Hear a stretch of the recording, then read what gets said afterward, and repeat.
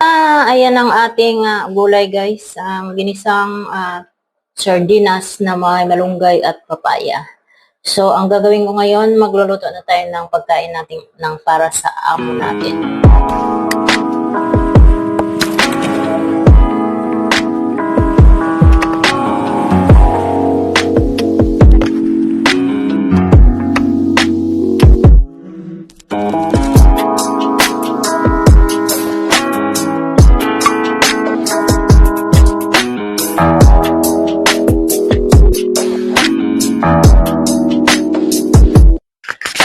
Hi guys! Welcome back sa ating channel. So for today's video, magluluto tayo ng pagkain natin. So Friday ngayon, so hindi tayo kakain ng karne. So ito ang lutuin natin. Malunggay, tsaka papaya. Igisa natin guys sa sardinas kasi may nabili tayong sardinas ng isang araw. Ayan. So galing Pilipinas to pero ang mahal. So, okay lang. Isang piraso lang ang binili ko kasi ang mahal nga. And then, lalagyan natin to ng mushroom. And then, meron pa ako dun guys. Nag-iihaw ako ng bangus kasi may nabili tayo ngayon. So, and then, ang para naman sa amo ko, ito ang lulutuin ko, soup with prawn. Lalagyan natin ng mga ganito guys. Oh. And then, ito, ang gulay niya. And then, ito yung ating pansit, ay yung noodles na gagamitin natin. Puti ito siya guys na noodles. And then, lagyan din natin ng mushroom. So, ayun guys, magluluto muna tayo dito.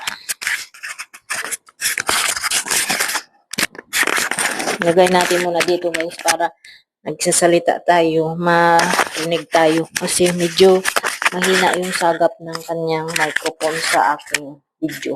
So, ito, mas maganda to kasi na mas yung pagkakaano niya, mas malakas. So, itong ating guys, isda. Hinati ko lang yan, bangos yan. Mahigit $3 din yan. So, ayun. At ito ang para sa amo ko. Na ako ng tubig. Kasi ilalagay na natin to. So, hindi rin siya kakain ng guys. Hindi rin siya pwede kumain ng karne ngayon. Kaya ito ang ating gagawin sa kanya. Fishball. At saka prawn. Pwede na yan. So, itong ating gulay. Muna tayo dito. Maghimay tayo dito ng gulay guys.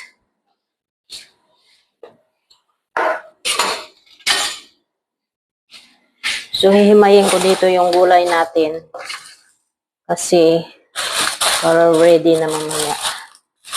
Ito ang nilalagay nila sa gulay nila, guys. Sa mga soup nila. Gusto ko sana hurupan soup. Hindi ko alam kung paano magluto. Titingin pa ako sa YouTube. Saka bibili tayo ng mga ingredients sa hurupan. Kasi, syempre, alam nyo na, paborito ng amo ko yan. Minsan lang ako lang magluluto yun kasi hindi ko pa alam kung paano lutuin. Nung first time ko magluto noon, hindi ko alam. Sabi niya sa akin, hindi ganyan daw ang pagluto. Kaya hindi na ako nagluto mula noon. And then, nagasarapan ako noon guys kasi, di ba may mga siya, sahog-sahog na seafoods. Gusto kong bumili noon. Kailang ang mahal yan guys pag binili mo dito. Kaya gusto kong matuto. So ganyan lang siguro guys ang ating gulay. Ubusin ko na lang to. Tsaka bukas ilagay natin ulit to sa ating gulay. Hatiin ko lang. Kasi pag iubos ko to medyo marami. Isa ang amo ko lang naman ang kakain. Hindi siya kakain ng maramihan. 2 tao na to kasi ang lulutuin ko. Kaya lang, isa lang siya ang kakain. O di, isa lang ang lulutuin ko kasi may ulam naman ako. So, ayan. So, ayan guys, magluluto na tayo dito. Ang unahin ko muna guys yung aking ulam kasi medyo matagal-tagal to. Yung sa lolo ko is mabilis lang yun.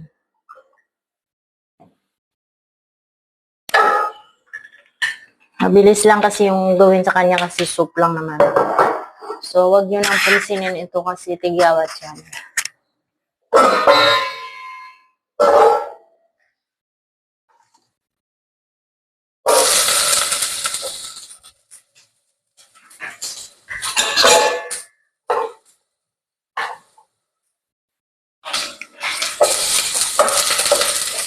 Ganyan tayo magluto. Mabilisan lang guys. Kasi mag-aalas 11:30 na hindi pa ako nakaluto.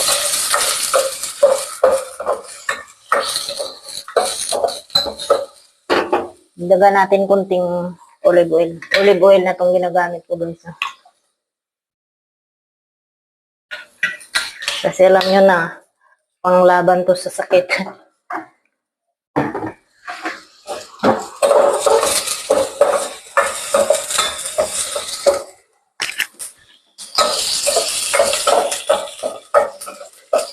Kasi kahit na olive oil ang gamitin kong oil guys sa mga niluluto ko, pag kumain ako hindi sumasakit yung likod ko. Pero pag hindi olive oil, doon umaatake talaga siya. So ito na yung ating pamalakasang sardinas. Ilagay ko muna pala guys yung ating, igisa muna natin tong ano guys, yung papaya.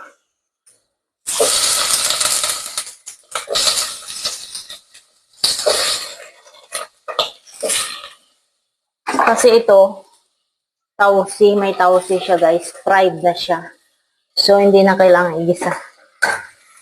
Ayan o. Taran! Ang bango niya guys. Tingnan natin. Ilagay muna natin dito guys sa ano.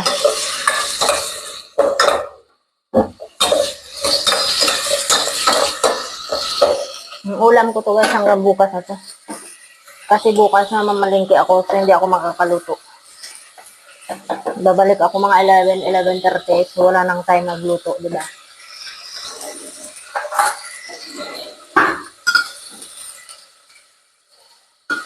First time ko tong bumili ng ganito guys. Sa Pilipinas hindi naman ako bumibili nito. Tikman natin kung masarap ba to.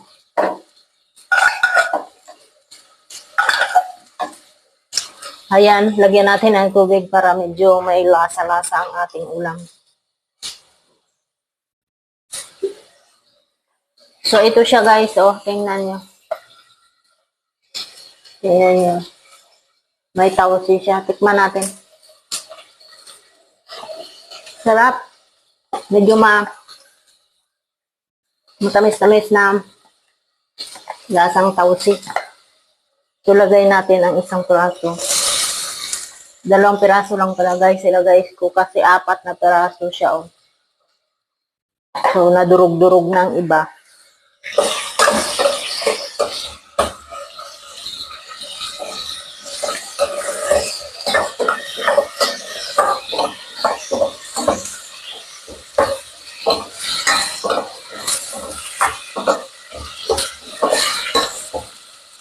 So, lagyan natin ng tubig.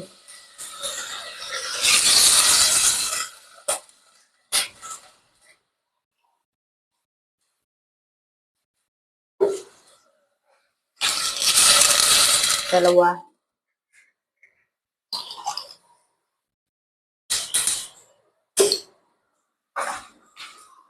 Tatlo. So, mga 4 siguro kasi yung isa pakulo.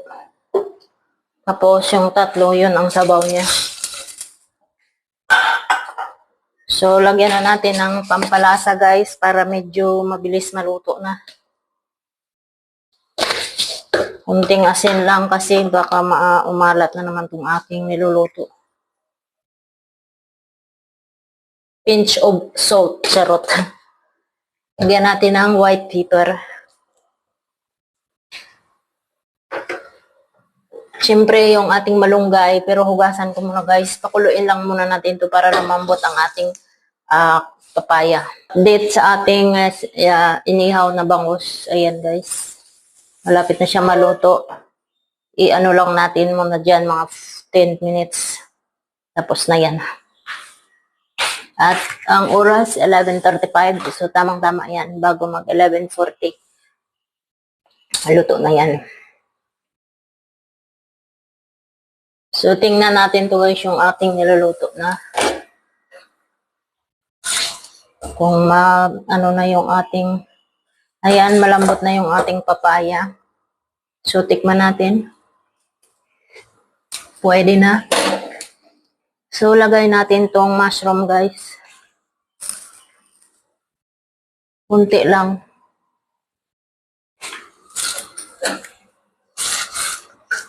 Ang kalahati, ilagay ko din yun para sa amo ko.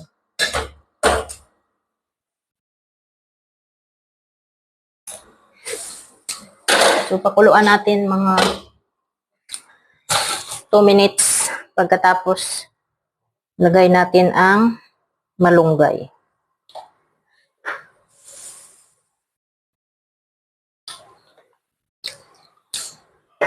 Sarap.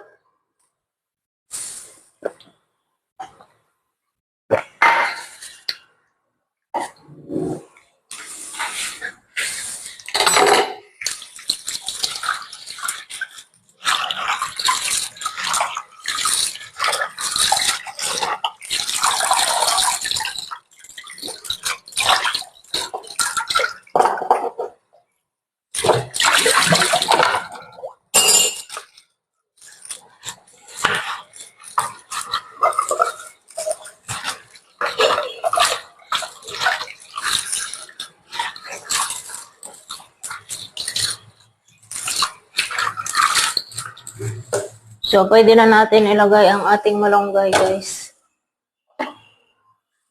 Itong ating malunggay. Ilang araw na tong malunggay ang ulam ko. Kahapon, munggo at malunggay din. Nung Martes, malunggay din. Pero okay nga to eh. Kahit araw-arawin mo tong malunggay, okay lang kasi siyempre may vitamins siya.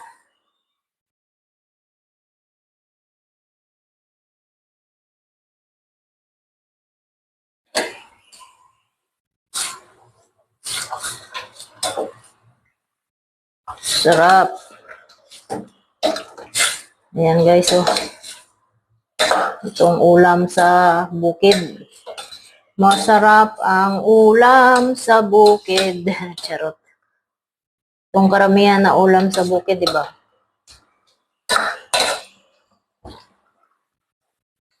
Kailangan malunggay ko parang amoy halampol. Matagal na kasi sa rep.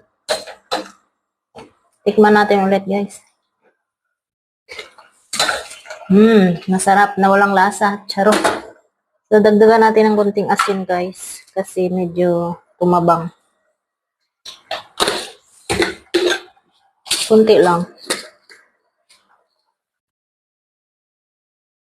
Delicate. Ingat na ako ngayon pag nagluluto ako ng ulam ko. Kasi bawal ang maalat sa atin. Matanda na tayo. Charot. Tumatanda kasi tayo